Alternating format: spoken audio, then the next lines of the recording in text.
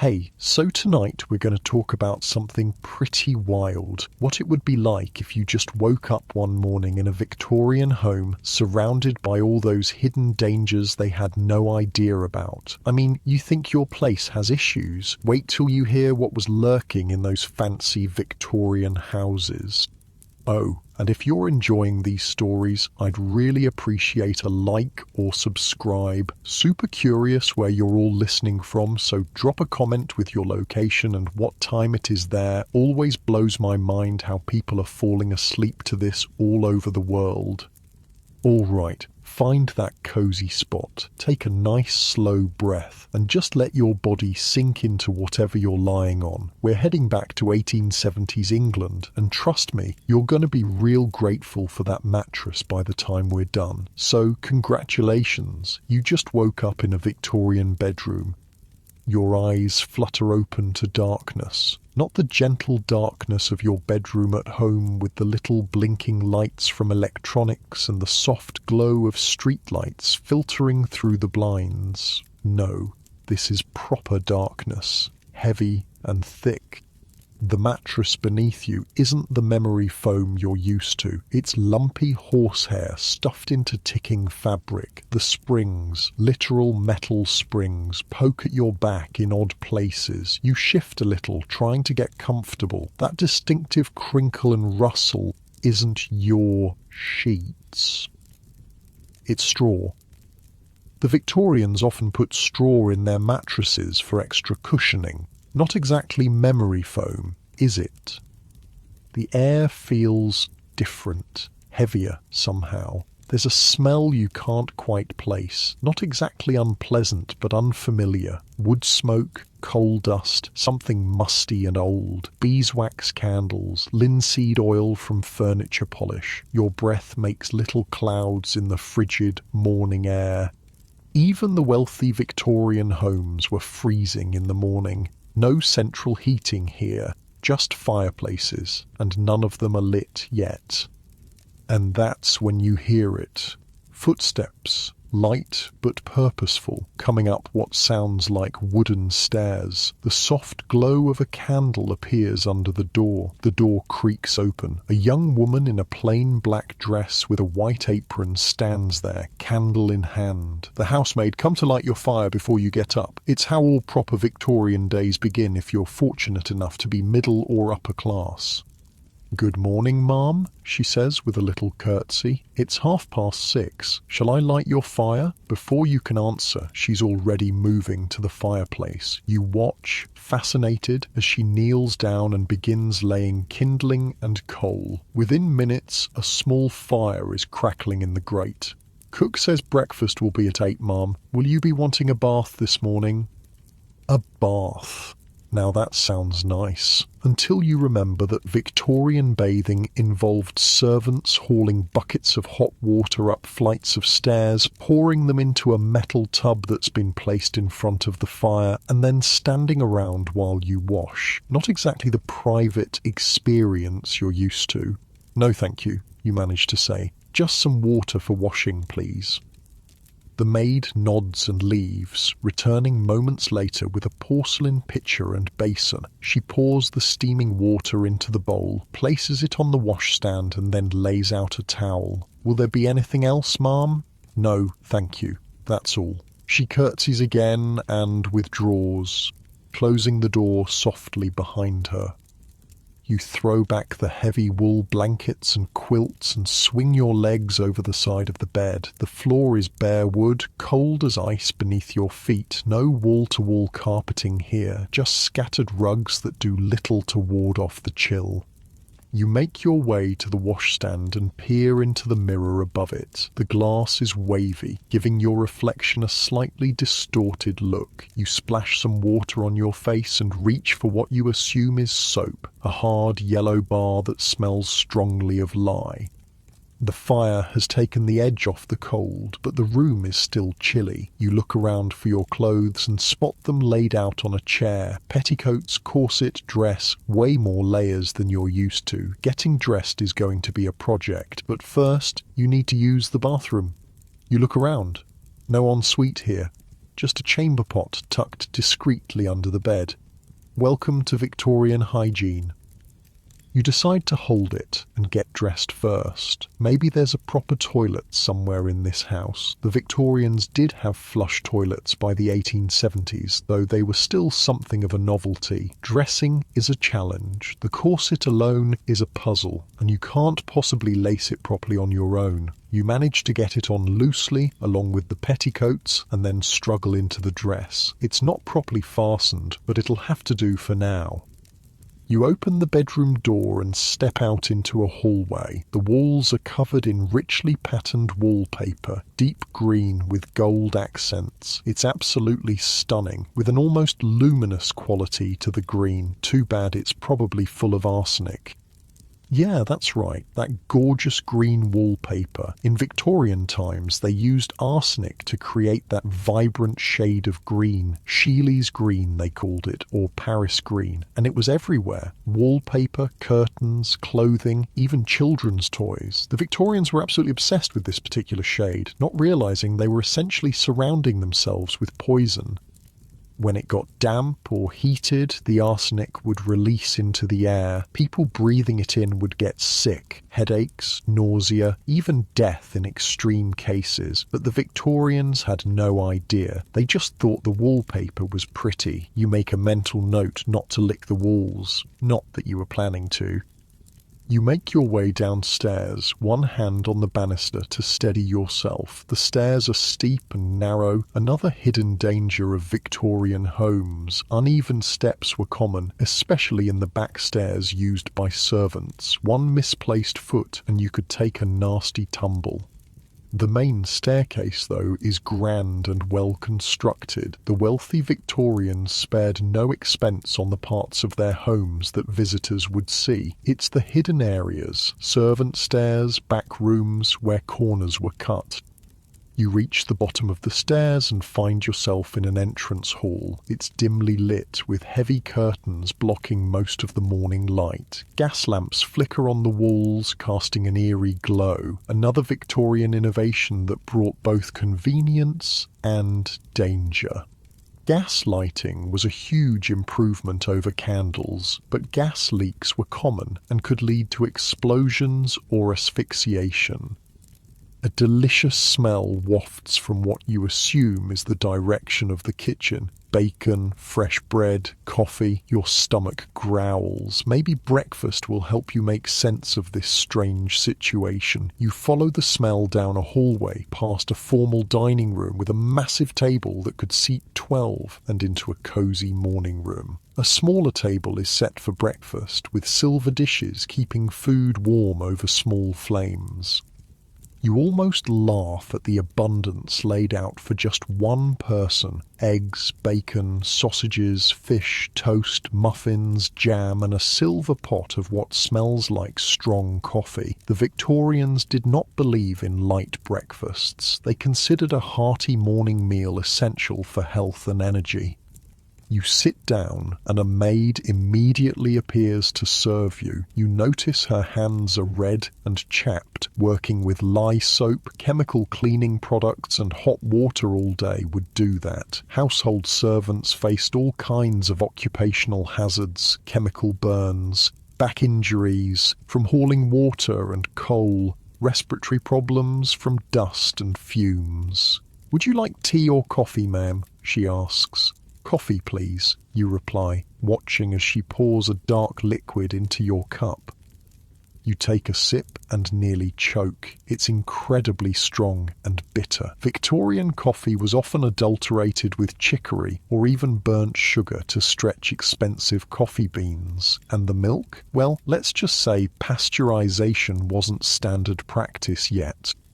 Speaking of milk, that's another hidden killer of the Victorian home. Milk was often purified with borax, an alkali that neutralized the taste of spoiled milk but did nothing to kill the bacteria that might be lurking in it. Thousands of children died from drinking contaminated milk. In the Victorian era, you decide to skip the milk and drink your coffee black. The food, at least, looks good. You help yourself to some eggs and toast, avoiding the sausages. Victorian food safety standards were, well, non-existent, really. Food adulteration was common. Bread might contain alum or chalk to make it whiter. Sausages might include all sorts of questionable fillers. Even tea wasn't safe. Sometimes it contained actual iron filings to make it look like higher quality black tea. As you eat, you gaze around the morning room. It's beautifully decorated with floral wallpaper, thankfully not green, comfortable furniture and knickknacks everywhere. The Victorians loved their stuff. Every surface is covered with photographs, small sculptures, vases, books and decorative boxes. Through the window you can see a garden coming to life in the morning light. A gardener is already at work tending to flower beds. You wonder if he's using Paris green as an insecticide, another common use for the arsenic compound. The maid appears at your elbow. "Will you be receiving visitors this afternoon, ma'am? There are already 2 calling cards that have been delivered." Calling cards. Another Victorian custom. People would leave small cards with their names when they came to visit. If you were home and willing to receive them, they'd be shown in. If not, they'd just leave their card as evidence they'd made the social effort. "No," you say, not ready to face Victorian social customs when you barely understand the basics of surviving in this house. I think I'll go for a walk this morning." Fresh air sounds good right about now, away from the arsenic wallpaper and the gaslights and all the other hidden dangers lurking in this beautiful home. "Very good, ma'am. Shall I have your walking costume prepared?" Your walking costume, because Victorians couldn't just throw on jeans and a t-shirt to go outside. They needed specific outfits for specific activities. And for women, these almost always included corsets, multiple layers, and long skirts that would drag in the street muck.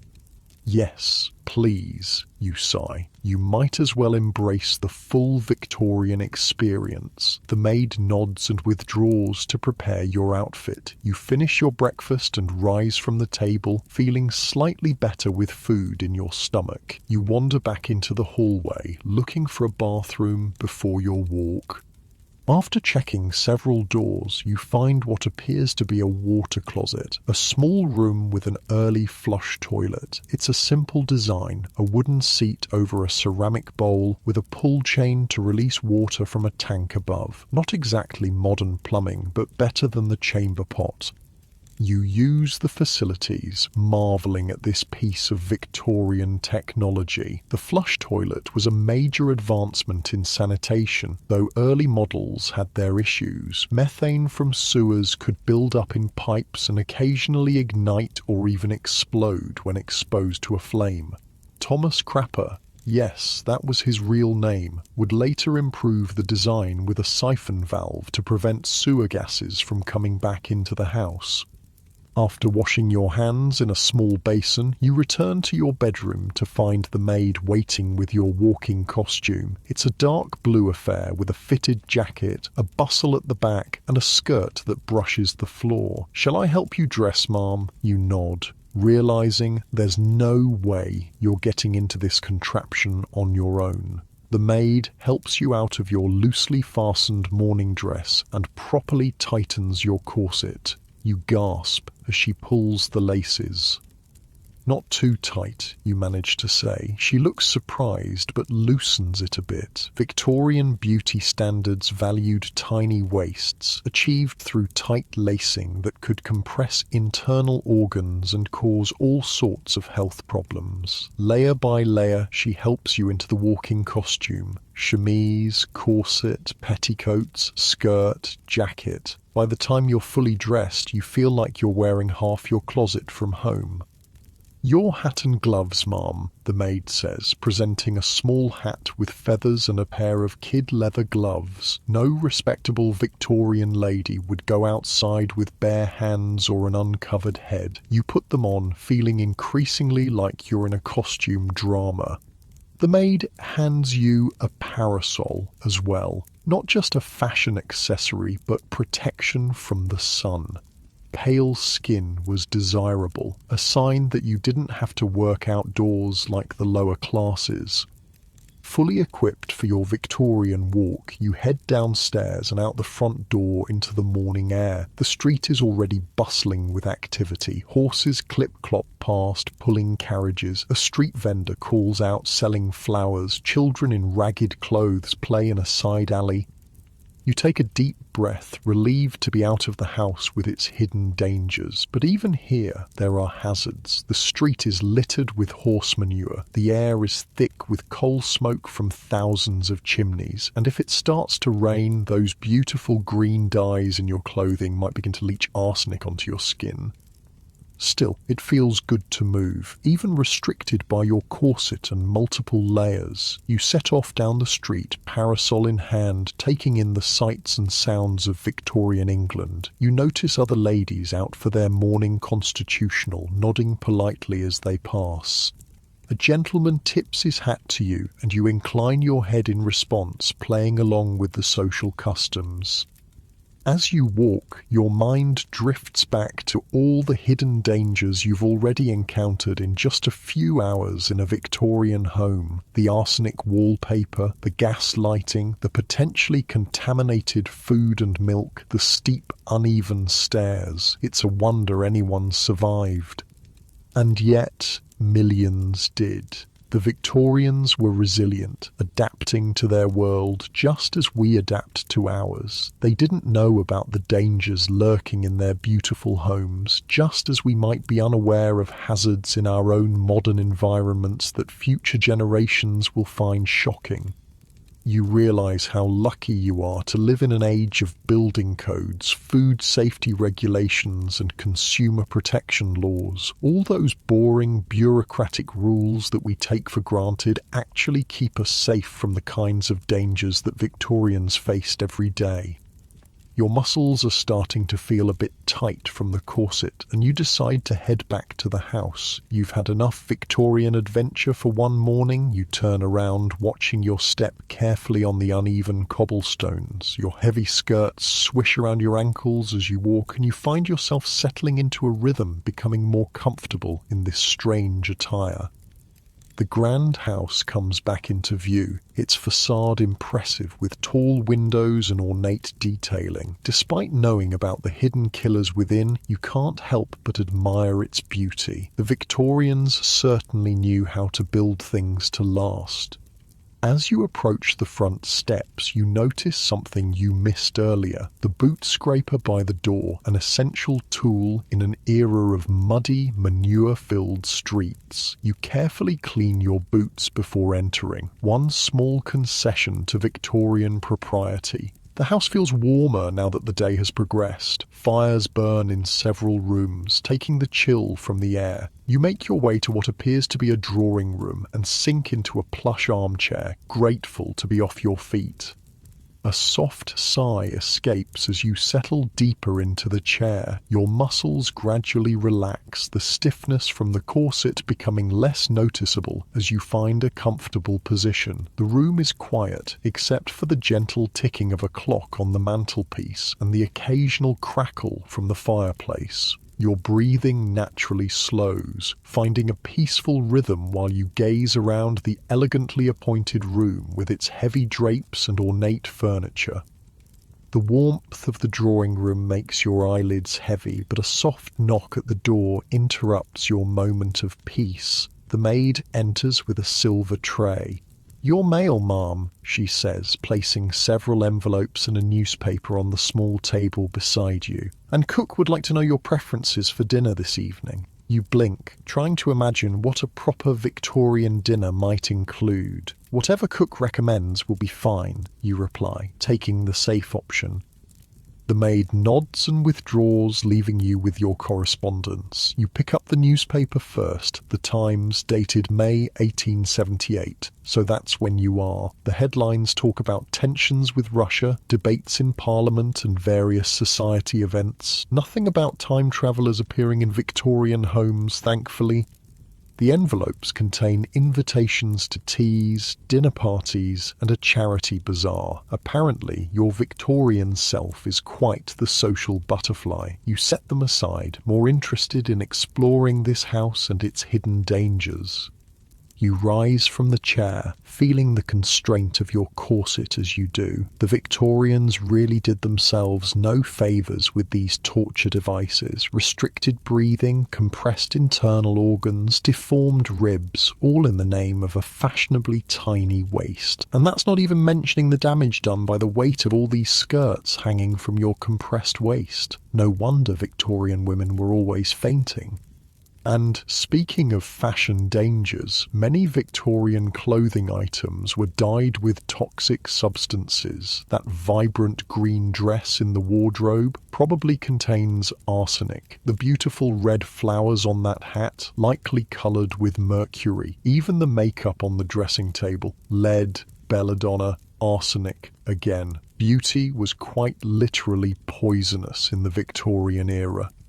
You wander from the drawing room into what appears to be a library. Floor-to-ceiling bookshelves line the walls, filled with leather-bound volumes. A writing desk sits in one corner, complete with inkwell, blotter, and a stack of writing paper. The room smells of leather, paper, and beeswax. It's peaceful here, removed from the bustle of the household. You trail your fingers along the spines of the books, reading titles on history, natural philosophy, poetry, and novels.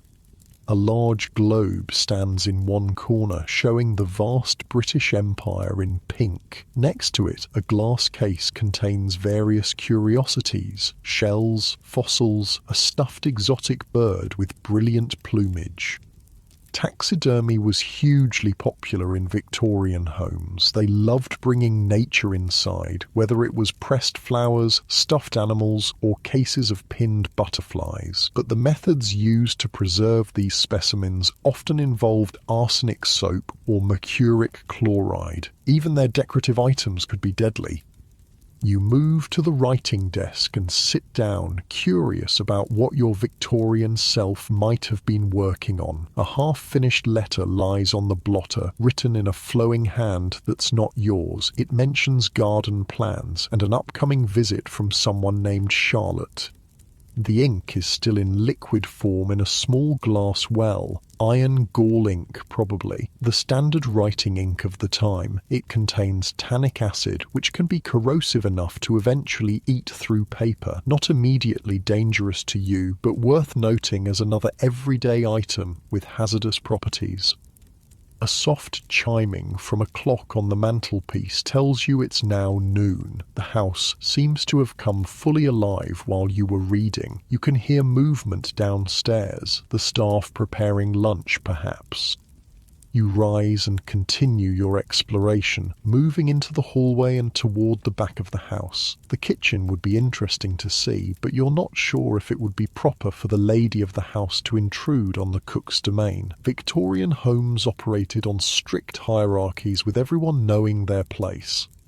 Instead, you find yourself in a small room that appears to be a kind of office or business room. A desk contains household account books, receipts, and various documents. This is where the practical business of running a Victorian household would take place.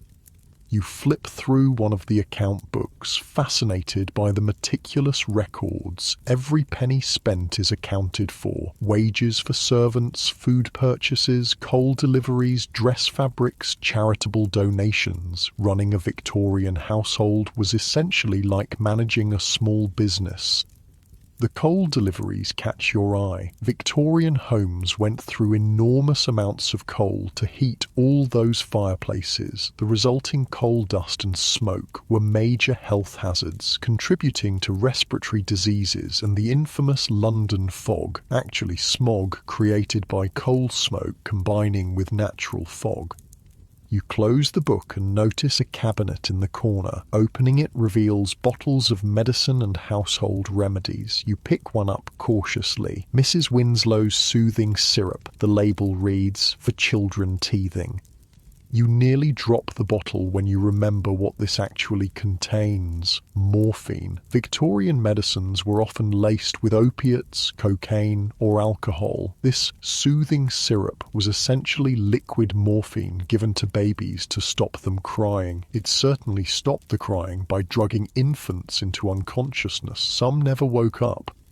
You carefully replace the bottle and check a few others. Laudanum, a tincture of opium, arsenic pills advertised as a complexion improver, something called female pills that promises to cure obstructions and irregularities peculiar to the female form. The Victorian medicine cabinet was a veritable poison cabinet by modern standards, and these were legitimate, commercially sold products, not some back-alley concoctions. It's a wonder anyone survived their treatments. A soft knock at the door interrupts your snooping. It's the maid again. "Luncheon is served in the morning room, ma'am," she says. You thank her and make your way back to the cosy room where you had breakfast. A light meal has been laid out. Cold meats, bread, cheese, and fruit. Simple by Victorian standards, which is fine by you. You eat cautiously, still wary of food safety. The bread seems fresh at least, and the fruit has been carefully washed and peeled. You decide to risk the cheese but avoid the meat. Better safe than sorry. After lunch, you're not sure what to do with yourself. What did Victorian ladies do with their afternoons? You remember reading that social calls were often made between 3 and 5 p.m. Perhaps you're expected somewhere, but no, the maid would have reminded you if you had engagements. You decide to explore upstairs, curious about the rest of the house. The staircase creaks slightly under your weight as you ascend. Victorian construction was generally solid, but not perfect. At least this main staircase is well built, unlike the narrow, steep servant stairs that cause countless accidents. The upper floor contains several more bedrooms, a nursery, empty. Does your Victorian self have no children? And what appears to be a sewing room. You peek into each, noting the decor and potential hazards. The nursery is particularly interesting. It's cheerful, with alphabet blocks and wooden toys scattered about, but you notice a painted rocking horse in the corner, its bright red and green paint likely containing lead. Lead paint was standard for children's toys, furniture, and room decorations. Children would chew on their toys or crib rails, ingesting the sweet-tasting lead and suffering neurological damage as a result. Next to the rocking horse sits a beautiful doll with a porcelain head and fabric body. Its rosy cheeks are probably painted with lead or mercury-based pigments. Even the fabric might be dyed with toxic chemicals. You leave the nursery feeling a new appreciation for modern toy safety regulations. The sewing room contains a table with a hand-cranked Singer sewing machine, a relatively new innovation for home use in this period. Beside it are baskets of fabric, spools of thread, and various sewing notions. You run your hand over a piece of emerald green fabric, then jerk it away, remembering the arsenic dyes. Better not to touch anything too colourful. A dressmaker's dummy stands in the corner, its waist impossibly small. You measure it with your hands and guess it's about 18 inches around. Your Victorian self must be dedicated to tight lacing.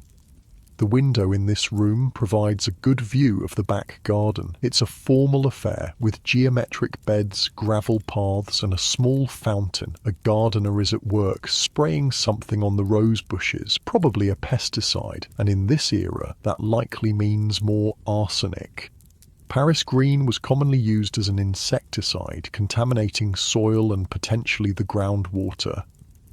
You turn away from the window, feeling slightly overwhelmed by all these hidden dangers. Every room, every object seems to harbour some potential harm. How did the Victorians survive? But they did survive, you remind yourself. They were resilient, adaptable, and largely unaware of the risks they lived with. Just as we probably live with hazards that future generations will find shocking. You make your way back downstairs, careful on the steps. Your heavy skirts make navigation tricky, and you have to hold the banister and lift your hem slightly to see your feet. One misstep on these stairs could mean a broken neck. No wonder so many Victorian novels include dramatic falls. Back in the drawing room, you notice it's grown darker outside. The short winter day is already fading to dusk. A maid enters silently and begins lighting the gas lamps, turning small keys to release the gas, then using a long match to light each one. You watch nervously, aware of how easily gas could leak from these fixtures. Carbon monoxide poisoning was a silent killer in Victorian homes, causing headaches, confusion, and eventually death. People would go to bed feeling slightly unwell and never wake up, killed by odorless gas seeping from faulty fixtures while they slept.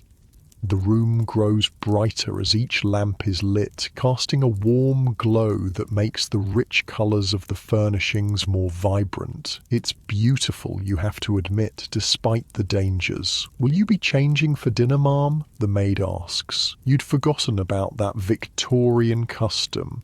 Changing into formal clothes for the evening meal, even if dining alone at home. The prospect of getting out of this walking costume and into something else, only to change again for bed later, seems exhausting.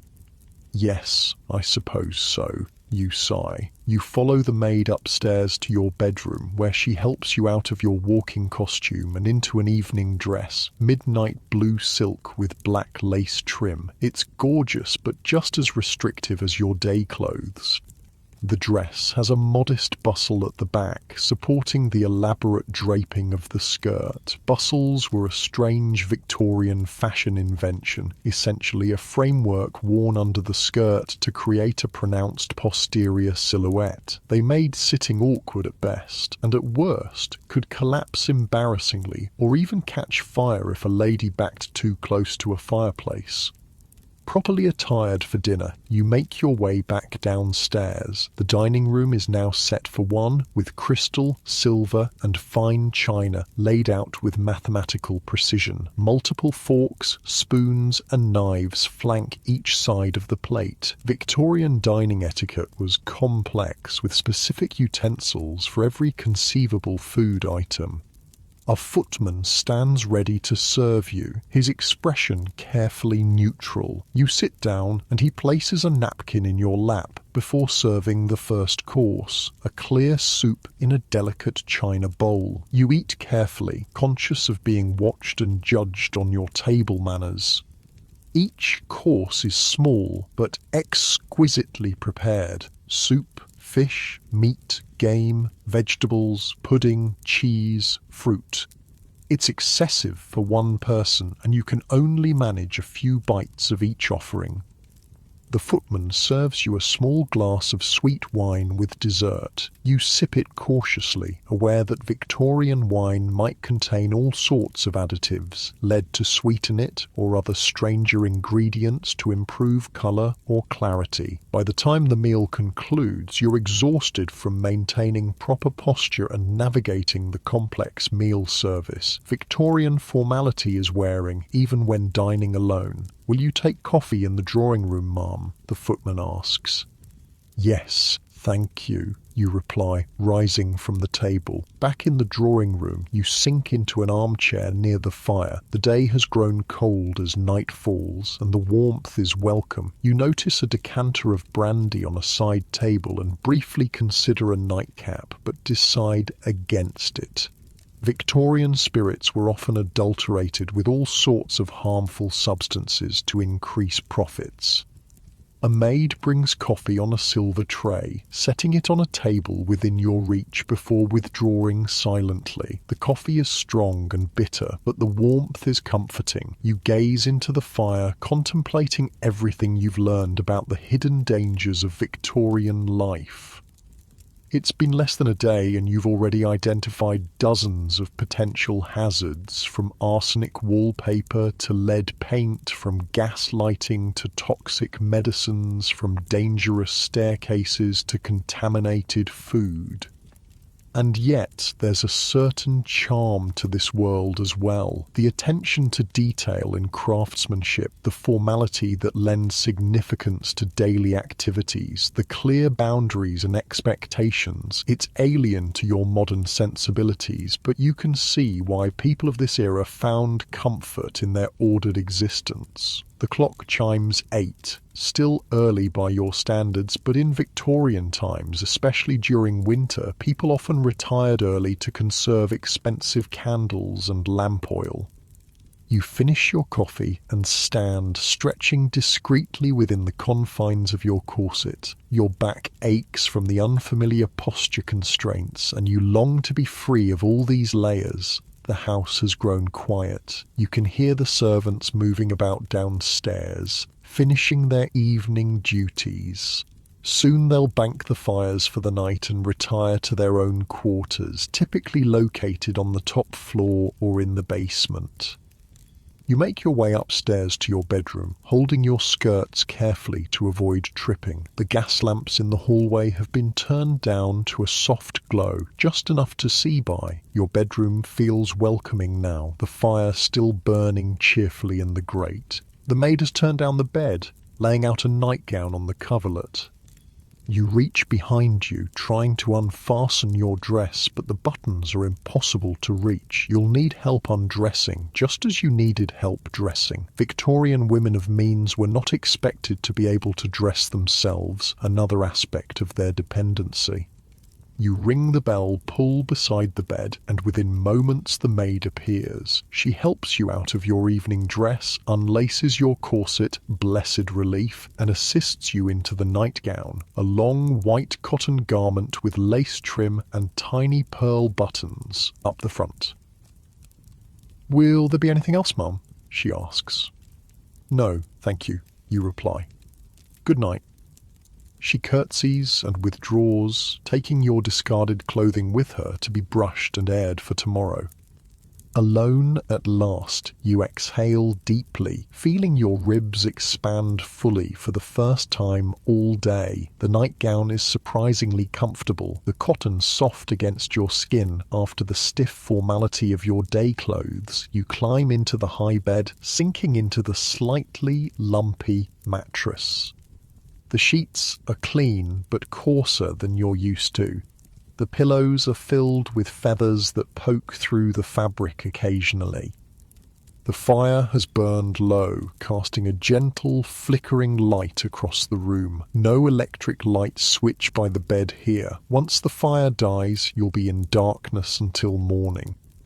You settle deeper into the bed, pulling the heavy quilts up around you. Despite all the hidden dangers you've discovered, you feel strangely at peace. Your body relaxes into the unfamiliar mattress, finding comfort in its firm support. The soft crackling of the dying fire creates a soothing rhythm that matches your slowing breath. Your muscles gradually release the tension from a day of navigating Victorian life, sinking heavier into the bedding as warmth envelops you. You yawn, stretching slightly under the weight of the quilts, feeling your eyes growing heavier as you watch the shadows dance across the ceiling. A loud bang from somewhere downstairs jolts you awake. Your heart races as you try to orient yourself. The fire has died down to embers, casting just enough light to remind you where you are, still trapped in this Victorian house with all its hidden dangers. You strain your ears, listening for any other sounds. Was it just a settling house, an intruder, or something more sinister? A gas explosion, perhaps? After a few minutes of silence, you begin to relax. Old houses make noises. Nothing to worry about. You settle back against the pillows, but sleep seems far away now. Your mind wanders to all the other dangers you haven't yet encountered in this Victorian home. What other hidden killers might be lurking in the beautiful surroundings? You think about the bathroom. or rather the lack of a proper one. Indoor plumbing was a luxury in Victorian times, and even wealthy homes often had rudimentary systems. The water closet you used earlier was a relatively advanced model for its time, but the sewage system it connected to was likely primitive by modern standards. Sewer gases, including methane, could build up in these early systems and sometimes leak back into the house. That's why Thomas Crapper's invention of the S-trap was so important. It created a water barrier that prevented gases from rising back through the pipes. But not all Victorian toilets had this feature yet. And what about the water itself? Victorian water supplies were often contaminated with bacteria from sewage. London's Great Stink of 1858 was a vivid demonstration of how bad things had gotten. The Thames had become an open sewer, and the stench was so unbearable that Parliament had to be suspended. Major cholera outbreaks were common until public health reforms improved water quality. Even in wealthy homes, water might be stored in lead-lined tanks, slowly poisoning the household. You shiver under the blankets, not just from the cooling room, but from the thought of all these invisible threats. The Victorians lived in a world of unseen dangers. Bacteria they couldn't detect, gases they couldn't smell, poisons they didn't recognize. Unable to fall back asleep, you sit up in bed and reach for the candlestick on the bedside table. Matches. Where would matches be? You fumble in the near darkness and find a small box. Carefully, you strike one against the side of the box. The match flares to life with a bright flare and a strong smell of sulphur. You quickly light the candle before the match burns your fingers. Early matches were dangerous things. Before the safety match was invented in 1855, people used lucifer matches that could ignite with the slightest friction. They contained white phosphorus, which caused a horrific occupational disease called phossy jaw in the factory workers who made them. The toxic phosphorus would enter the body through the gums, causing abscesses, bone decay, and eventual disfigurement as the jawbone literally rotted away. Workers' faces would glow in the dark from the phosphorus in their systems. Many died painful deaths, while others committed suicide rather than face the progressive deformity. The candle gives a steady, warm light, much safer than those early matches. You look around the room, seeing it differently in the soft glow. Shadows dance on the wallpaper, bringing the patterns to life. Your nightgown provides little warmth and the fire is nearly out. You consider ringing for a servant to rekindle it, but it seems cruel to wake someone just for your comfort. Instead, you spot a dressing gown laid across a chair and pull it on over your nightclothes. The thick wool instantly provides warmth. You slide your feet into slippers and decide to explore the house by candlelight. It feels adventurous, almost rebellious to wander a Victorian home at night. You open your bedroom door carefully, trying to avoid any creaks that might wake the household. The hallway is dark and silent. You lift your candle higher, watching the shadows retreat from its light. The grand staircase looks different at night, more imposing, almost threatening. You descend slowly, one hand holding the candle, the other clutching the banister. The steps seem steeper in the dim light, and you're acutely aware of how easily you could fall. Household accidents were a leading cause of death in Victorian times, and stairs were particularly dangerous. You reach the bottom safely and pause, considering which way to go. The drawing room holds little interest now. You've already explored it thoroughly. Instead, you turn toward the back of the house, curious about the kitchen and service areas you haven't yet seen. A long corridor leads past the dining room toward what must be the servants' domain. You follow it, your slippers silent on the wooden floor. The house feels larger at night, the shadows concealing its true dimensions. You reach a baize door, the traditional barrier between the family areas and the servants' quarters. It's covered in green fabric to muffle sounds from the kitchen and to create a clear boundary between the two worlds of the Victorian house. You push it open gently. and step into a different realm. The air is cooler here, the decor much plainer, no expensive wallpaper or ornate mouldings, just simple painted walls and functional furnishings. A large kitchen opens up before you. By daylight it would be a busy, steamy place full of activity. Now it's quiet and still, but signs of the day's work remain. A large cast iron range dominates one wall, its fire banked for the night but still radiating some heat. Copper pots hang from a rack, gleaming dully in your candlelight. A massive wooden table occupies the centre of the room, its surface scarred from years of food preparation. You set your candle on the table and look around with interest. The kitchen was the heart of the Victorian home, but it was also one of the most dangerous rooms. Burns and scalds were common injuries for cooks and kitchen maids who worked with open flames and boiling liquids all day. The heavy cast iron pots could cause serious injuries if dropped. Even the range itself was hazardous. Its coal fire required constant attention, and the smoke and fumes contributed to respiratory problems. A movement in the corner catches your eye and you freeze. A small dark shape scurries across the floor, a mouse heading for cover. Victorian kitchens, with their stores of food and warmth, were havens for rodents despite the best efforts of servants and cats. Speaking of cats, you hear a soft meow and turn to see a tabby watching you from atop a large cupboard. The kitchen cat, kept not as a pet but as a working animal to control the mouse population, it regards you with amber eyes, seemingly unbothered by your intrusion into its domain. Next to the kitchen is a scullery, a separate room for the messy work of washing dishes and scouring pots. A large stone sink stands under a window, with a hand pump for drawing water. No hot and cold taps here. Water would be heated on the range and carried to the sink in kettles and buckets.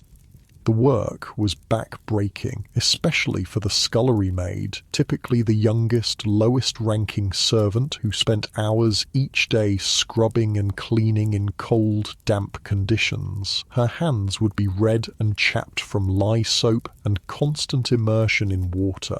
Chilblains were common in winter, painful inflammation of the small blood vessels caused by repeated exposure to cold, followed by warming.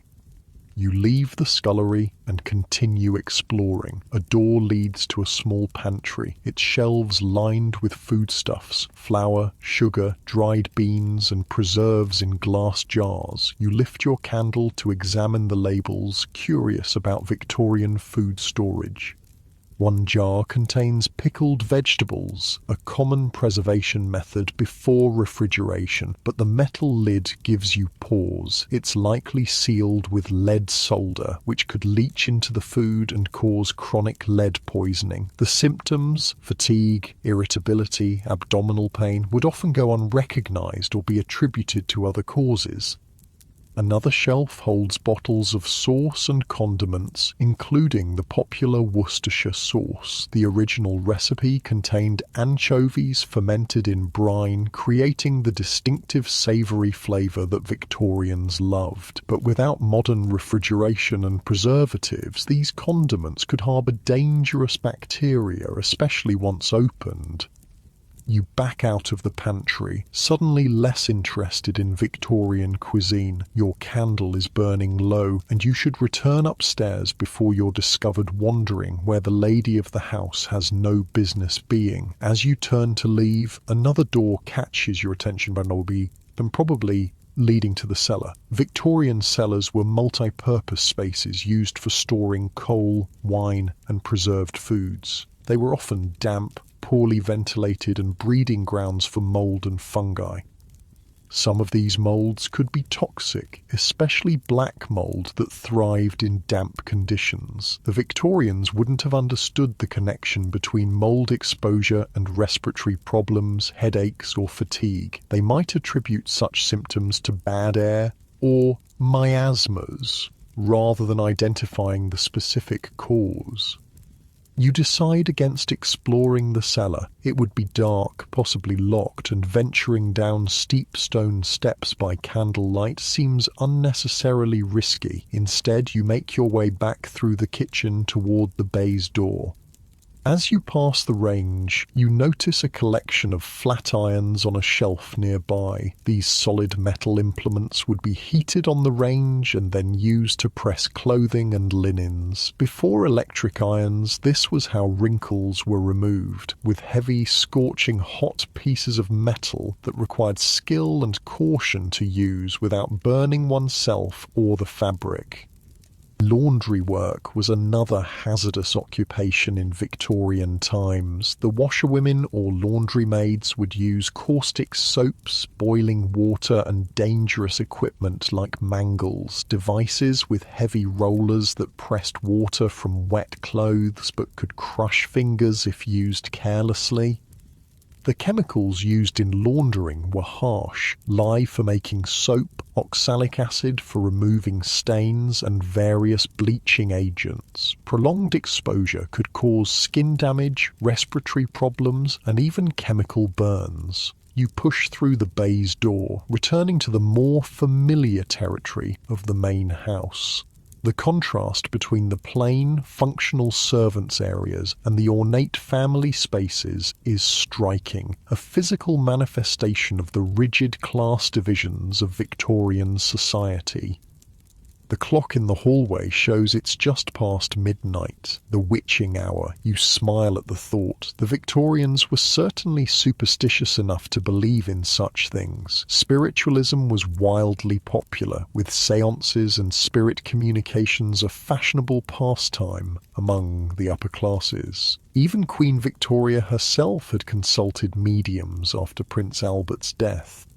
You make your way back to the grand staircase and begin to climb, your candle casting strange, elongated shadows on the walls. The house creaks and settles around you, the sounds more noticeable in the night's silence. Halfway up, you pause to catch your breath. The dressing gown is warm but heavy, and the Victorian diet and lifestyle weren't exactly conducive to cardiovascular fitness. Tight corsets, restricted breathing, rich foods taxed the digestive system, and ladies were discouraged from anything resembling vigorous exercise. Victorian medicine had little understanding of how lifestyle affected health. Doctors might prescribe rest cures, tonics, or strange devices like electric belts that supposedly stimulated the internal organs with mild electrical currents. Needless to say, these treatments did little to address the underlying causes of poor health. You continue up the stairs, moving carefully in the flickering light. The grand staircase was designed to impress visitors, not to be navigated by candlelight. The ornate banister helps steady you as you climb. At the top, you turn toward your bedroom, ready to return to the questionable comfort of the Victorian bed. But a sound stops you, a soft whimpering from another room. Curious, you follow the noise down the hallway.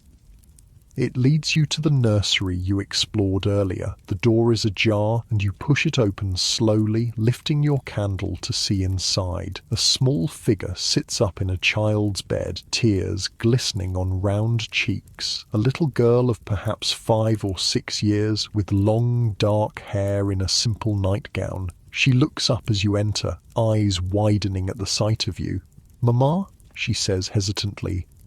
So, your Victorian self has a child, after all. You hadn't seen her during the day. Perhaps she was visiting relatives or at lessons with a governess. "I had a bad dream," she says, her voice small in the dark room. You move to her bedside, setting the candle on a table.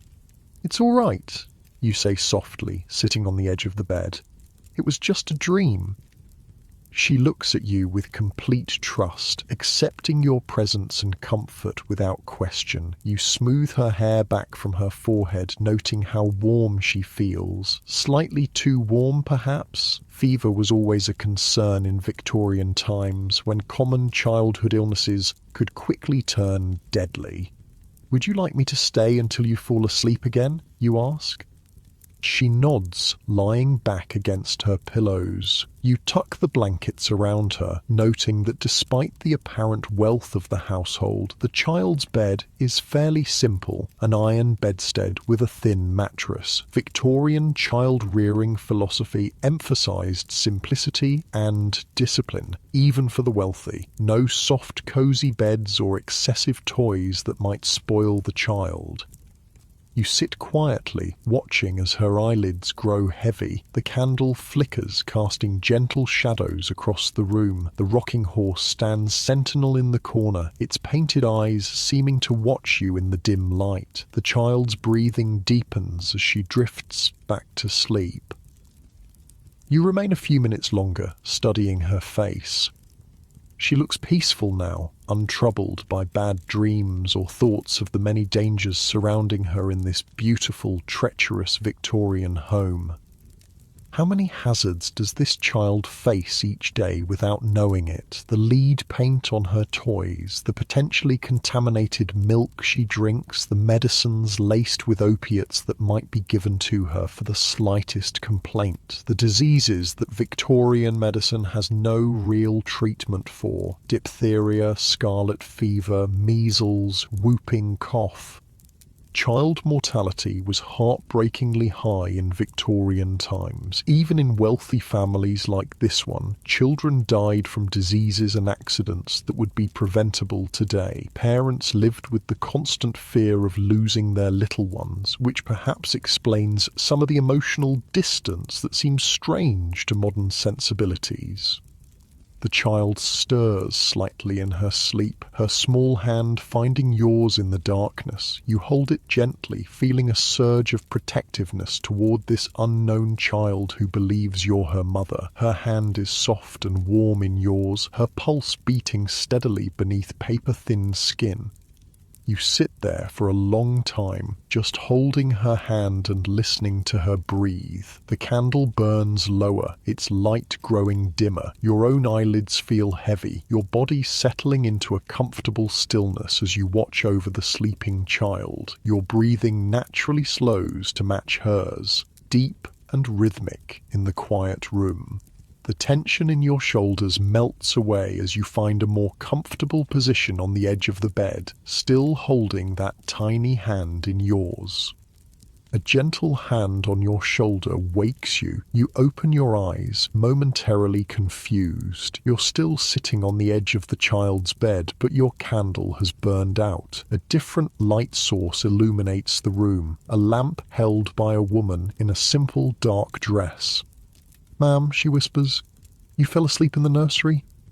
It takes you a moment to place her, the night nurse, responsible for the children during the night hours. In wealthy Victorian households, childcare was often delegated to a hierarchy of servants, nannies, nursery maids, and night nurses. "Miss Charlotte had a bad dream," you explain softly, carefully extracting your hand from the sleeping child's grasp.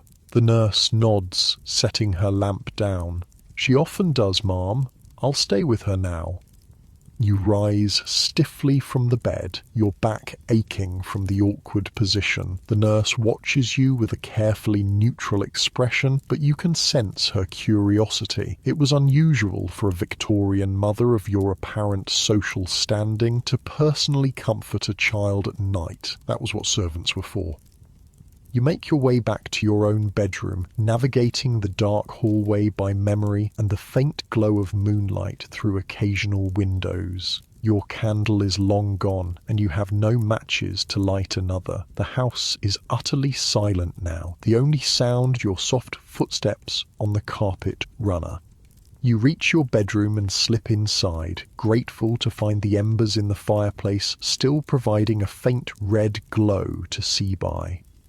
The bed looks inviting after your uncomfortable doze in the nursery. You shed the heavy dressing gown and climb under the covers, sinking into the mattress with a sigh of relief. As you lie there, waiting for sleep to reclaim you, your mind drifts back to the child.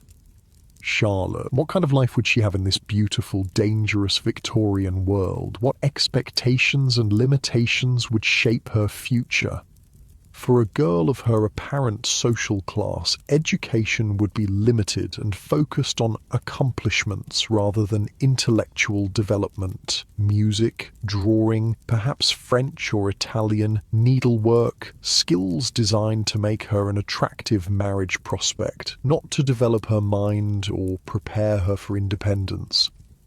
Her world would grow increasingly constrained as she matured. The relative freedom of childhood would give way to the rigid expectations of Victorian girlhood and womanhood. Her body would be disciplined with corsets and restrictive clothing. Her behaviour would be policed according to strict social codes. And her health would face numerous threats beyond the everyday dangers of the Victorian home. Puberty would bring the additional hazard of childbearing in an era before antibiotics or safe caesarean sections. Maternal mortality was high, even among the wealthy. Women died from hemorrhage, infection, and eclampsia, conditions that are treatable today but were often fatal in Victorian times. You turn onto your side, pulling the blankets higher against the chill. The fire has almost died now, leaving the room in near darkness. Your thoughts continue to circle, unable to settle. Even if Charlotte survived to adulthood and the potential dangers of childbirth, she would face other health risks unique to Victorian women. The fashionable tight lacing of corsets could cause internal organ damage and breathing difficulties. The heavy skirts dragging on polluted streets would bring filth into the home. The restrictive clothing would discourage exercise and contribute to poor overall health. And then there were the psychological constraints. Victorian women of the middle and upper classes were confined to a separate sphere, the domestic realm. They were considered morally superior but intellectually inferior to men, too delicate for education or professional ambitions, yet somehow strong enough for the demands of running a household and bearing numerous children. The result was often what Victorian doctors called hysteria, a catch-all diagnosis for women's physical and mental health complaints that we now recognise as depression, anxiety, and legitimate physical ailments. The treatments were sometimes as harmful as the conditions themselves, from arrest cures that involved complete isolation to surgical interventions like female castration, removal of the ovaries. You shiver, not entirely from the cold. The past was indeed a foreign country, with different values, different knowledge, and different dangers. For all the aesthetic appeal of Victorian design and the romanticised vision of Victorian family life, the reality was far harsher than most modern people realise. Your thoughts are interrupted by a strange smell, something acrid and chemical. You sit up, suddenly alert. Fire was a constant danger in Victorian homes, with their open flames, gas lighting, and lack of fire safety standards. You sniff again, trying to identify the odour. It's not quite smoke, but something equally concerning. Could it be gas? A leaking gas pipe would fill a room with odourless, deadly carbon monoxide, but the gas itself often had additives that gave it a distinctive smell. You climb out of bed, heart racing, and follow your nose. The smell seems to be coming from the hallway. You open your door cautiously and peer out. A faint light comes from the end of the corridor. Someone is awake in another room. You wrap your dressing gown around you again and move toward the light, still trying to identify the troubling smell. It leads you to a small room you hadn't noticed before, a private bathroom, more advanced than you would have expected for this period. Inside, a man stands at a sink, mixing something in a glass vessel. He's middle-aged with a beard and dressing gown, concentrating intently on his task. He looks up, startled at your appearance. "My dear, you should be asleep," he says. "Your Victorian husband, you presume." He seems unalarmed by the chemical smell that brought you here. "What are you doing?" you ask, eyeing the array of bottles and powders on the countertop. "Just mixing my sleeping draught," he explains. "The doctor says it's perfectly safe, but the smell is rather unpleasant, I know." You step closer, examining the ingredients with growing concern. You recognize laudanum, a tincture of opium, and what appears to be chloral hydrate, an early sedative. Both were commonly prescribed by Victorian doctors for insomnia, anxiety, and a host of other complaints, real or imagined. Both were also potentially addictive and dangerous, especially in combination. Chloral hydrate was nicknamed knockout drops and was one of the first date rape drugs. Mixed with alcohol, it formed a concoction known as a Mickey fin that could render someone unconscious. "Does it help you sleep?" you ask cautiously. He nods, stirring the mixture with a glass rod. "Most effectively, though it does leave one rather groggy in the morning. The price we pay for modern medicine, I suppose." Modern medicine, indeed. You watch as he measures out a dose with a small glass dropper, adds it to a tumbler of water, and drinks it down with a grimace. "Vile stuff," he comments, "but better than lying awake until dawn. You should return to bed, my dear. No sense in both of us suffering from insomnia." You nod, backing out of the bathroom. He follows, turning down the gas lamp and closing the door behind him. The smell lingers in the hallway, but it's already dissipating. "Good night," he says formally, giving you a slight bow before heading toward what you assume is his bedroom. Separate bedrooms were common among the Victorian upper classes, another difference from modern domestic arrangements. You return to your own room, troubled by what you've witnessed. How many Victorians were slowly poisoning themselves with doctor-prescribed chemicals? Laudanum addiction was widespread but rarely acknowledged. Women were particularly vulnerable, often being prescribed opiates for female complaints and then becoming dependent on the drugs. Back in bed, you pull the covers up to your chin, feeling the chill more acutely now. The fire has died completely, leaving the room in darkness. You can hear the wind outside, rattling a loose window frame somewhere. Winter nights were long and cold in Victorian England. Even wealthy homes struggled to maintain comfortable temperatures with only fireplaces for heat. The poor suffered far worse, sometimes burning furniture or even parts of their houses when coal ran out. You think of the servants sleeping in attic rooms far above or basement chambers below. Their quarters would be Spartan at best. Narrow beds, minimal furnishings, perhaps a small fireplace shared among several rooms. They would rise before the family, prepare the house for the day, and work until late evening, all for wages that barely covered their basic needs. The inequality of Victorian society was stark and accepted as natural. The rigid class hierarchy shaped every aspect of life, from housing to education to healthcare. The wealthy might pity the poor, might engage in charity, but few questioned the fundamental structures that created such disparities. You burrow deeper under the blankets, seeking warmth and comfort. Despite all its dangers and injustices, there's something compelling about this Victorian world. The craftsmanship in everyday objects, the attention to beauty in ordinary things, the clear social codes that, while restrictive, provided structure and meaning. But you wouldn't want to live here permanently, not with the arsenic in the wallpaper, the lead in the paint, the opium in the medicine cabinet, and all the other hidden killers lurking in plain sight. Your thoughts drift to your own modern home, with its smoke detectors and carbon monoxide alarms, its child-proof cabinets and lead-free paint. The safety features you take for granted are the result of hard lessons learned, often at tragic cost. The wind rises outside, sending another rattling sound through the house. Old houses are always noisy at night, settling and creaking as temperature changes cause materials to expand and contract. You listen to the sounds of the Victorian night, the wind, the house, the occasional distant noise from the street. No cars, no airplanes, no electronic hums or beeps, just the natural sounds of weather and wood and the occasional clip-clop of a late-night hansom cab passing by.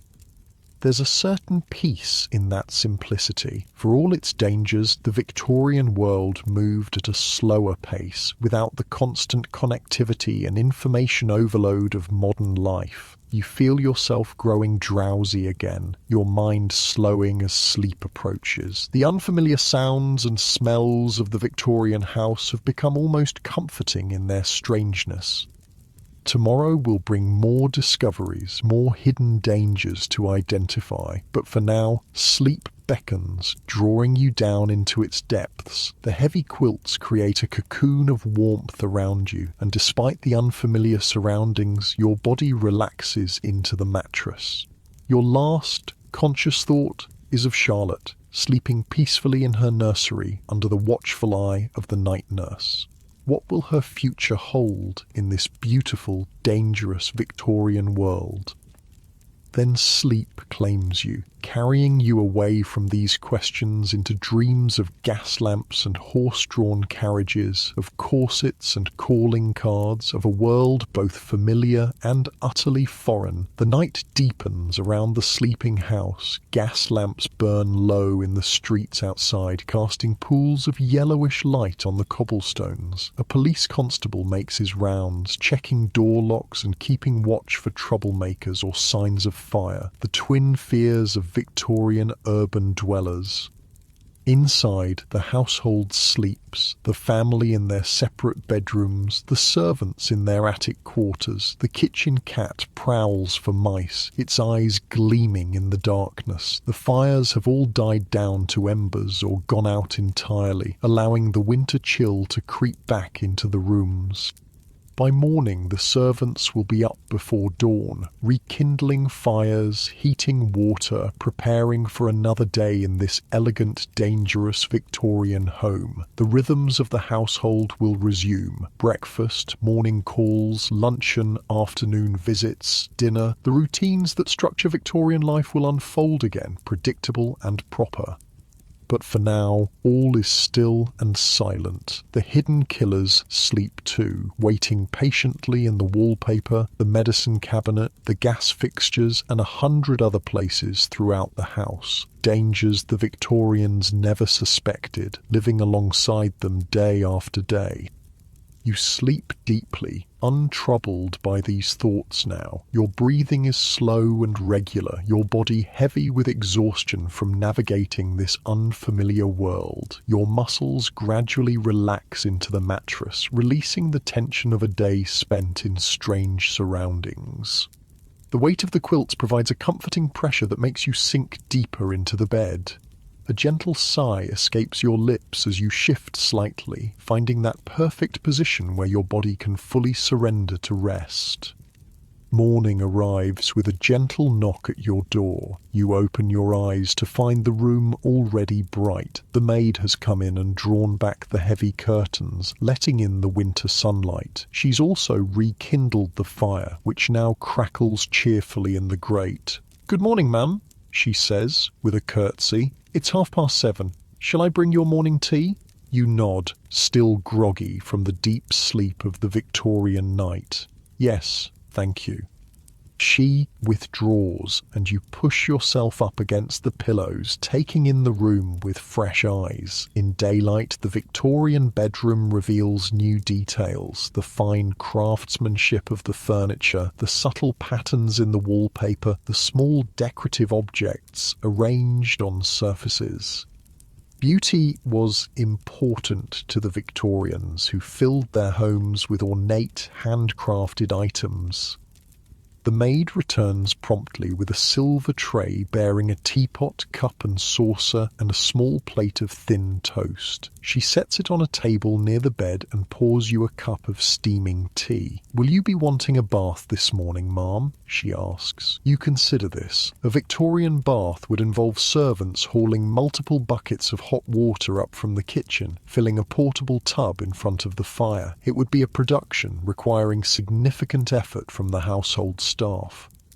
"No, thank you," you reply. "Just washing water will be fine." She nods and leaves to fetch it, returning shortly with the same porcelain pitcher and basin from yesterday. The routine of Victorian morning ablutions begins again, washing with a cloth at the basin rather than showering, cleaning your teeth with a boar bristle brush and tooth powder rather than modern toothpaste. You sip the strong tea between these activities, finding comfort in its warmth and familiar taste. Tea, at least, hasn't changed much since Victorian times, though the lead that might have been in the solder of the teapot is something you prefer not to think about. The toast is dry and plain. Victorians didn't typically butter their breakfast toast, considering it too heavy for the morning meal. It's a small cultural difference that highlights how even our eating habits have evolved over time. As you finish your simple breakfast, your mind turns to the coming day. What new dangers will you discover in this beautiful, treacherous Victorian home? What other hidden killers might be lurking behind the elegant facade? The maid returns to help you dress. Today you choose a simpler morning dress from the wardrobe, still requiring a corset unfortunately, but with fewer layers and trimmings than yesterday's walking costume. You're starting to understand why Victorian women changed clothes multiple times a day. Each outfit was designed for specific activities and times, and none were particularly comfortable for extended wear. Properly attired for the morning, you make your way downstairs. The house is more active today. You can hear voices from various rooms, footsteps on the stairs, the clatter of dishes from the direction of the kitchen. In the morning room, you find Charlotte having her breakfast under the supervision of a stern-looking woman in a black dress. The nanny, presumably. The child's face lights up when she sees you. "Good morning, Mamma," she says politely. "Good morning, Charlotte," you reply. Sitting down at the table, the nanny gives you a respectful nod. "Miss Charlotte has finished her lessons for this morning, ma'am. Shall I take her for her walk in the park now, or would you prefer she remain at home?" Before you can answer, a maid enters with a small silver tray bearing a calling card. "Mrs. Henderson has called, ma'am," she announces. "She says it's regarding the charity bazaar next week." The constant interruptions and formalities of Victorian life are beginning to make sense to you now. Each interaction follows prescribed rules. Each activity has its proper time and place. The rigid structure might seem stifling to modern sensibilities, but it provided a framework that made the complexities of Victorian social life navigable. "Please tell Mrs. Henderson I'll be with her shortly," you tell the maid. Then, to the nanny, "Yes, take Charlotte for her walk. The fresh air will do her good." Fresh air was one thing the Victorians got right. Despite not understanding germ theory until late in the period, they intuitively valued ventilation and outdoor activity, particularly for children. Regular walks, regardless of weather, were considered essential for health. The nanny helps Charlotte put on her coat, hat, and gloves. The child looks like a miniature adult in her formal outdoor attire, constrained by layers of clothing and strict behavioral expectations. "Be good for Nanny," you tell her, giving her a quick kiss on the cheek. A moment of maternal affection that seems to surprise both the child and the nanny. Perhaps your Victorian self is not usually so demonstrative. After they leave, you prepare to meet Mrs. Henderson. Social calls were a crucial part of Victorian middle and upper class life, especially for women. They allowed for the exchange of information, the maintenance of social connections, and the organisation of charitable activities, one of the few areas where women could exercise public influence. You enter the drawing room to find a plump, middle-aged woman in an elaborate visiting dress waiting for you. She rises as you enter, extending her hand. "My dear Mrs. Wallace," she exclaims, "how well you look today. I've come about the flower arrangements for the bazaar. I know we agreed on chrysanthemums, but Mrs. Pemberton is using those for her stall, and it simply won't do to have duplications." You nod as if this makes perfect sense, though the details of the charity bazaar are a mystery to you. "What do you suggest instead?" you ask, taking a seat across from her. Mrs. Henderson launches into a detailed discussion of seasonal flower availability, cost considerations, and the symbolic meanings of various blooms. The Victorians attached significant symbolism to flowers, using them to communicate messages that couldn't be spoken directly in their constrained social environment. As she talks, you notice a slight headache beginning behind your eyes. The air in the drawing room feels stuffy despite the high ceilings. You glance at the wallpaper, a floral pattern in shades of blue and cream. Not green, thankfully, so probably not containing arsenic. But who knows what other chemicals might be present in the dyes? And the gas lamps, though not lit during daylight, could be leaking small amounts of gas into the room. Carbon monoxide poisoning often began with headaches and fatigue before progressing to more serious symptoms. You rise and move to a window, opening it slightly under the pretext of checking the weather. "Perhaps roses would be suitable," you suggest, breathing in the fresher air from outside. "They're always popular." Mrs. Henderson nods enthusiastically. "White roses would be lovely. They symbolize purity and innocence, most appropriate for a charitable cause, and we could add some ivy for fidelity and friendship." The Victorians' love of symbolic meanings extended beyond flowers to all aspects of their decorative arts. Colours, patterns, motifs all carried messages that were understood by those fluent in the visual language of the time. Even mourning jewellery containing locks of hair from the deceased communicated specific sentiments depending on how the hair was arranged.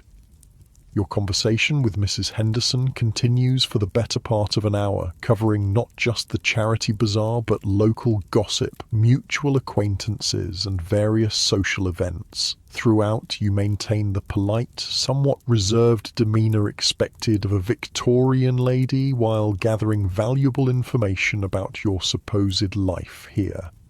When she finally takes her leave, you feel mentally exhausted from the effort of navigating unfamiliar social waters. The formal visiting rituals, the coded language, the careful maintenance of propriety all require constant attention and self-monitoring.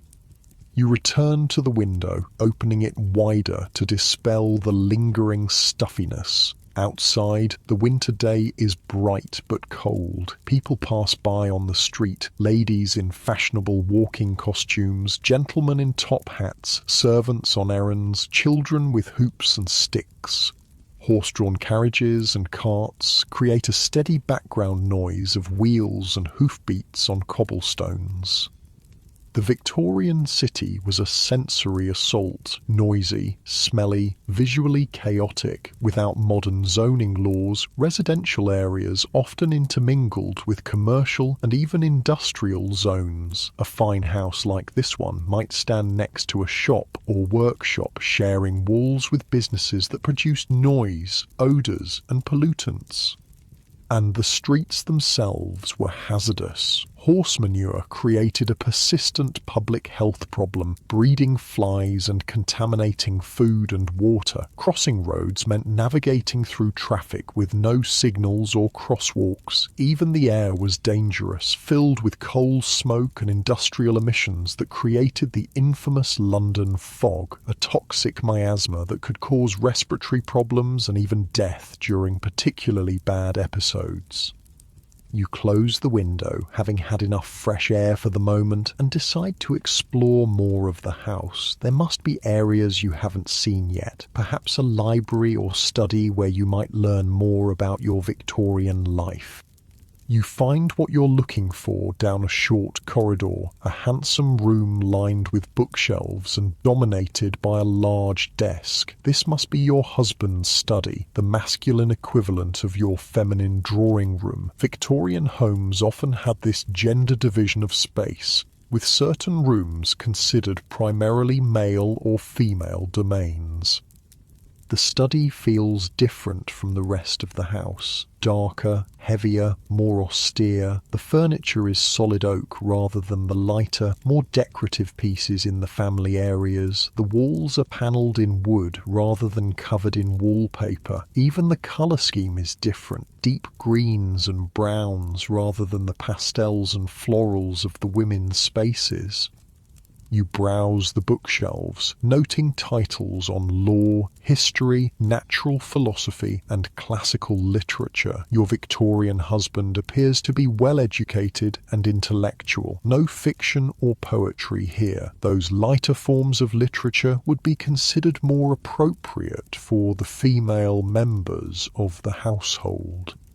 On the desk, papers are neatly arranged beside an inkwell and blotter. You scan them discreetly, learning that Mr. Wallace, your husband, is a barrister with chambers in the Inns of Court. Legal documents, letters from colleagues, and notes for cases provide glimpses into his professional life. A photograph in a silver frame catches your eye, a formal portrait of a family group. You recognize yourself in Victorian dress, seated beside the bearded man you encountered last night. Behind you stand two young men in their late teens or early 20s, and Charlotte sits on a small chair at your feet. Your Victorian family captured in the stiff, solemn style of early photography. Photography was still relatively new in the Victorian era, and sitting for a portrait was a serious undertaking. The long exposure times required subjects to remain perfectly still, explaining the sombre expressions commonly seen in Victorian photographs. It wasn't that they never smiled, it was simply too difficult to hold a smile for the required time. You replace the photograph carefully and continue exploring the study. A globe stands in one corner, the British Empire marked in pink across vast swathes of the world map. A display case contains geological specimens, crystals, fossils, unusual rocks. The Victorians had a passion for collecting and categorizing the natural world, part of their broader interest in scientific classification and understanding. But even here, in this seemingly safe, scholarly environment, dangers lurk. The taxidermied birds on the mantelpiece were likely preserved with arsenic. The beautiful mineral specimens might include toxic substances like cinnabar, mercury sulfide, or realgar, arsenic sulfide. Even the books could be hazardous. Some Victorian bookbindings used arsenic to create vibrant green covers, and the paper itself might contain toxic substances. You begin to feel that nowhere in this Victorian home is truly safe. Every beautiful object, every convenience, every luxury potentially harbours some hidden killer. It's a sobering realisation about the cost of progress. Innovations often arrive before their dangers are fully understood. A soft knock at the door interrupts your thoughts. It's the maid again. "Luncheon is served, ma'am," she announces, "and Miss Charlotte has returned from her walk." You thank her and head to the morning room where a light meal has been laid out. Charlotte is already seated, her outdoor clothes removed, looking pink-cheeked and refreshed from her time in the park. "Did you enjoy your walk?" you ask, taking a seat beside her. "Yes, Mamma," she replies politely. "We saw the band in the park, and Nanny bought me a hot chestnut." Street vendors selling hot chestnuts were a common sight in Victorian winters, providing welcome warmth for both hands and stomach on cold days. It was one of the small pleasures available even to the less affluent classes, a momentary respite from the harsh realities of Victorian urban life. Lunch is a simple affair by Victorian standards. Cold meats, bread, cheese, and fruit. Charlotte eats daintily, clearly well trained in proper table manners. Victorian children of the middle and upper classes were expected to behave like miniature adults, particularly at meal times. As you eat, you study Charlotte more carefully. She appears healthy and well cared for, if somewhat subdued by modern standards. Victorian child-rearing emphasized obedience, restraint, and proper behavior rather than emotional expression or individuality. What lessons did you have this morning, you ask? Genuinely curious about Victorian education for girls. Scripture and French, Mama, she replies, and I practiced my scales on the pianoforte. A typical education for a girl of her class focused on moral instruction, basic academic subjects, and the accomplishments that would make her an attractive marriage prospect in the future. The goal was not to develop her intellect or prepare her for independence, but to mould her into a proper Victorian lady who would make a suitable wife and mother. After lunch, you spend a quiet hour with Charlotte in the drawing room. She shows you her needlework, a sampler she's stitching with the alphabet, and a moral verse. Her small fingers work the needle competently, though you notice she squints slightly at the fine stitches. Victorian children often developed vision problems from detailed handwork in poor lighting. Eyeglasses existed but were not always provided promptly, and the stigma attached to wearing them sometimes prevented their use, particularly for girls whose appearance was considered so important to their future prospects. When the nanny returns to take Charlotte for her afternoon lessons, you feel a surprising reluctance to see her go. Despite knowing this is not really your child, you've developed a protective feeling toward her, an awareness of the many threats she faces in this beautiful, dangerous Victorian world. The afternoon stretches before you, empty of obligations until tea time. You decide to write a letter, a quintessentially Victorian activity that filled many leisure hours for women of your class. At the small writing desk in the corner of the drawing room, you find stationery, pens, and ink. The act of writing with a dip pen requires concentration and care. The nib must be filled with just the right amount of ink, applied to the paper at the correct angle and refilled frequently. It's a meditative process, so different from the rapid typing or swiping of the modern world. You address your letter to a fictional friend, using it as an opportunity to record your observations about Victorian life and its hidden dangers. The physical act of writing helps organize your thoughts, creating a record of your strange experience in this other time. As your pen moves across the paper, you become aware of a growing feeling of unreality. The Victorian world around you feels simultaneously more solid and more dreamlike. The weight of your corset, the scratch of the pen nib, the ticking of the mantel clock all seem hyper-real, yet distant. You finish your letter and set it aside to dry. The winter afternoon is already fading to dusk outside the windows. Soon it will be time for tea, then dinner, then another night in this fascinating, frightening Victorian home. But as you rise from the writing desk, a wave of dizziness washes over you. You steady yourself against the furniture, blinking rapidly as the room seems to shimmer around you. Is it coal gas from the lamps, lead from the pipes in your drinking water, arsenic from the wallpaper, or something else entirely? The drawing room blurs and shifts. You close your eyes against the disorientation, and when you open them again, you're no longer standing. You're lying down in darkness, but not in the Victorian bedroom with its lumpy horsehair mattress. This bed feels different, softer, more yielding. Memory floods back. Your own bed, your own room. The 21st century, the Victorian experience was just a vivid dream, a journey through time that existed only in your mind. You lie still, adjusting to this realization. Around you, the familiar shapes of your modern bedroom gradually become visible in the dim light. No gas lamps here, no arsenic wallpaper, no dangerous staircase waiting to trip you in the darkness. Instead, your home contains smoke detectors, carbon monoxide alarms, circuit breakers, child-proof locks, lead-free paint, and countless other safety features that you normally take for granted. Innovations developed over decades, often in response to tragedies caused by the very dangers you experienced in your Victorian dream.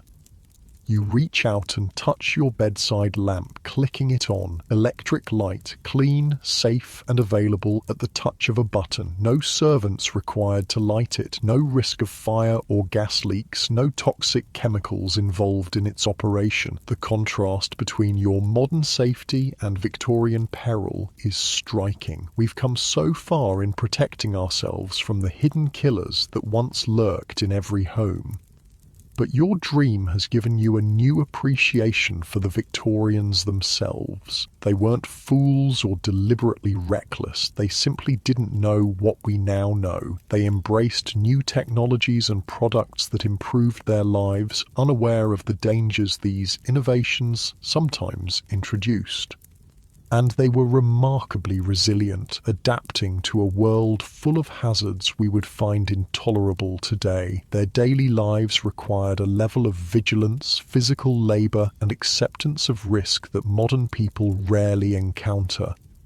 You settle back against your pillows, feeling a new gratitude for the safety of your modern home. Your bed cradles you comfortably, free from lumps and poking springs. Your room is warm without the need for a fire that might die during the night. Your water is clean. Your food is safe. Your medicines are tested and regulated.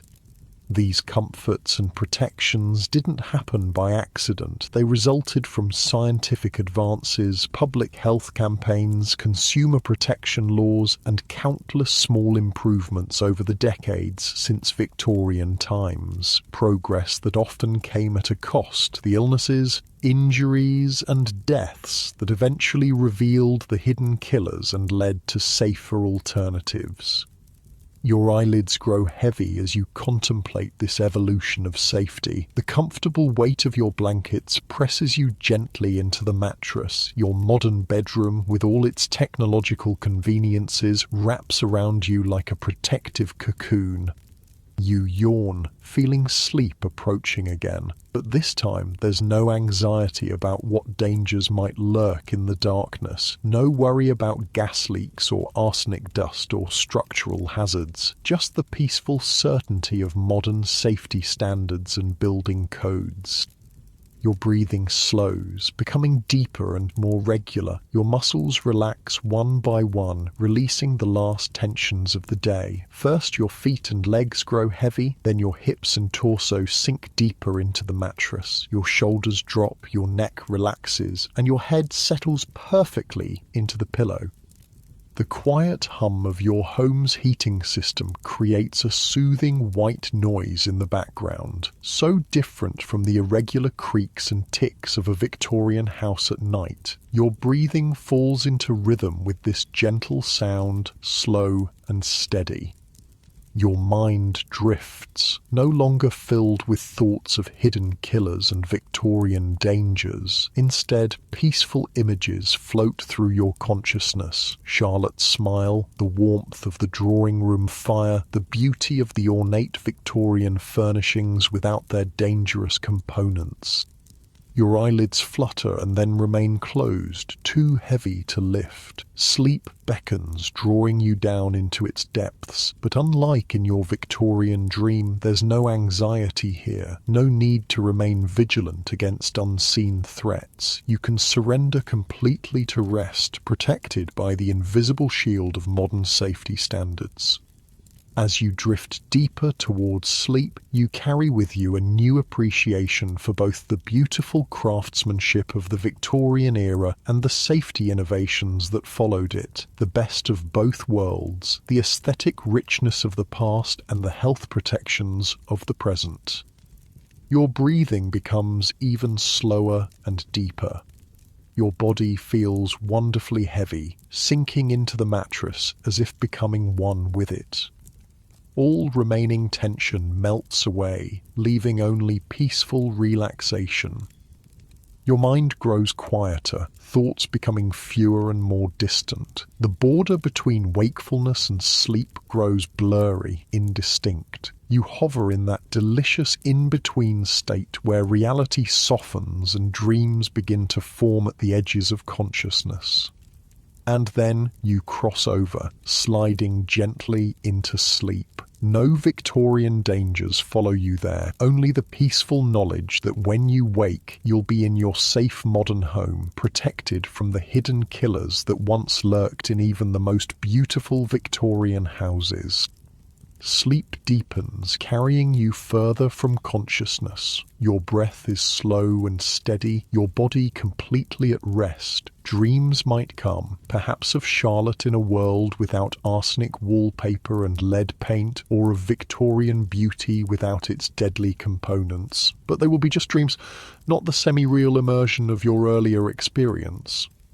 And in the morning, you'll wake refreshed with a new perspective on both historical dangers and modern safety, the knowledge of how far we've come and how much we owe to those who identified the hidden killers and worked to eliminate them from our homes. But for now, you sleep deeply, peacefully, safely, drifting in the perfect darkness of true rest, cocooned in the invisible protections of modern life. Your breathing slows to its sleeping rhythm, your mind quiets completely, and sleep, true sleep, claims you entirely.